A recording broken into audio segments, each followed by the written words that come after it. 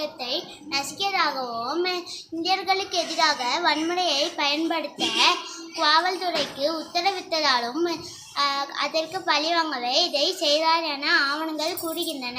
வாஞ்சிநாதன் பின்னர் தான் கைது செய்வதை தவிர்க்க தற்கொலை செய்து கொண்டார். இந்த சம்பவமானது தென்னிந்தியாவில் இந்திய சுதந்திர இயக்கத்தின் குறிப்பிடத்தக்க நிகழ்வுகளில் ஒன்றாகும்.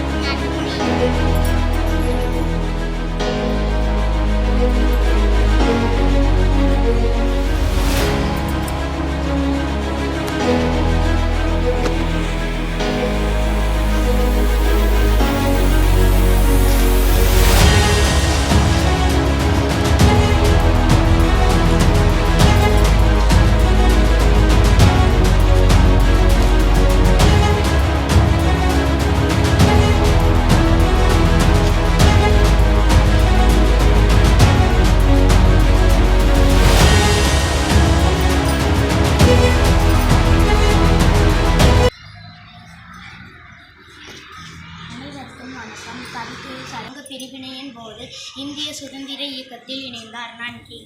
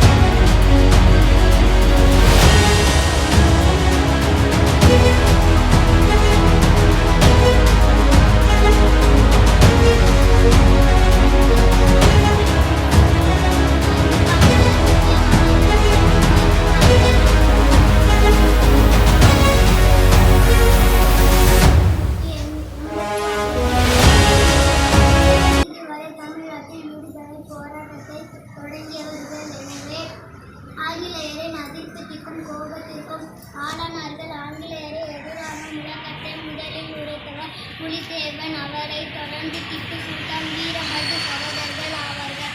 ஆங்கிலேயரின் அதிநவீன ஆயுதத்திற்கு முன்னால் வேல்கம்பு வீச்செறிவால் மட்டுமே ஆயுதமாக வைத்திருக்கும் ஒருவனுக்கு ஆங்கிலேயரை பொறுக்குவா என்று கேட்ட தைரியம் வேண்டும்.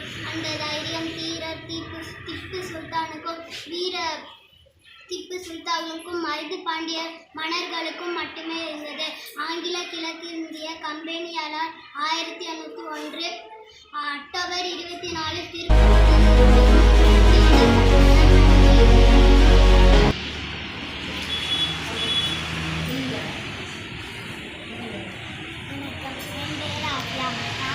விடுதலை போராட்டத்திற்கு குரல் கொடுத்த வீரபாண்டிய கட்டபொம்மனை பற்றி பேச வந்துள்ளேன். இவர் 1760ஆம் ஆண்டு ஜனவரி 3ஆம் தேதி பிறந்தார். இவர் பிப்ரவரி 2, 1890ஆம் ஆண்டில் பாளையக்காரராக அரியணை பொறுப்பை ஏற்றார். அந்த சமயத்தில் ஆங்கிலேயர்களுக்கு வரி செலுத்தும் சூழ்நிலை ஏற்பட்டது. ஜாக்சன் துரை இவரிடம் வரி கேட்டபோது, வானம் பொழிகிறது, பூமி விளைகிறது, உனக்கு ஏன் கொடுக்க வேண்டும்? உங்களோட வயலுக்கு வந்தாயா? ஏற்றம் எடுத்தாயா? நீர் பாய்ச்சி நடுவேல் கண்டாயா? அங்கே கொஞ்சி விளையாடும் மங்குள பெண்களுக்கு மங்குள எடுத்து கொடுத்தாயா? மாமனா மச்சானா மாமன் யாரை கேட்கிறாய் வரி, எவரை கேட்கிறாய் வெற்றி என்று வீர முழக்கமிட்ட வீரமன்னனை 1799ஆம் ஆண்டு கைது அறையில் தூக்கி வைத்தனர். கட்டபொம்மன் மறைந்தாலும் நம் மனதில் வீரத்தை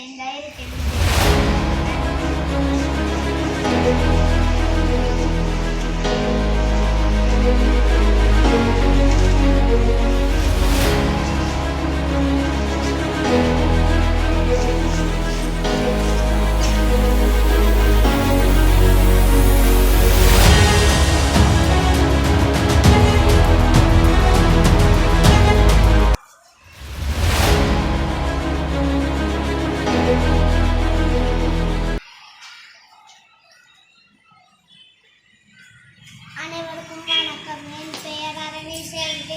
நான் இப்போது கொடிக்காத்தகுமாரன் அவர்களை பற்றி பேசுகிறேன். இவர் ஈரோடு மாவட்டம் செல்லிமலையில் 1904இல் பிறந்தார். இவரது தந்தை பேர் நாச்சிமுத்து, தாயார் பேர் கருப்பாய். நாட்டு விடுதலைக்காக நடந்த போராட்டத்தில் திருப்பூர் குமரன் கையில் தேசிய கொடியினை ஏந்தி சென்றார். அப்போது ஆங்கிலேயர் அரசின் காவல்துறையால் தடியடிக்க உள்ளனர். இதனால் மண்டே பிறந்த வந்தே மரம் என்று வீர முழக்கமிட்டு கீழே விழுந்தார்.